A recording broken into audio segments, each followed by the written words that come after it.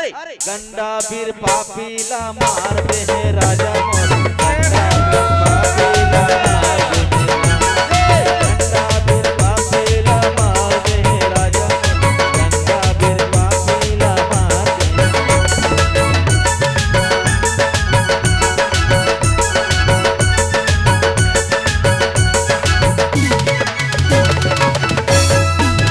अरे महामंत्री नियम के अनुसार ना हमन पालन करबो। जा मोर बेटी ला लेके आन और बाजा गाजा लेके आ और ये बीरबल ना मोर बेटी जयंती संग ते बिहाव कर दे। जा ते बजनिया मन ला भी तुरंत बुले के लान में जा। प्रेम से बोलिए राजा रामचंद्र भगवान।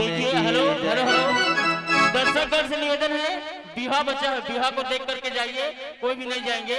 बिहाव को बिहाव नाच सबको नचाएंगे, आप सभी कोई बिहाव देख के जाएंगे। बिहार में सबको नाचना दिया होगा। हेलो हाँ भैया तो भैया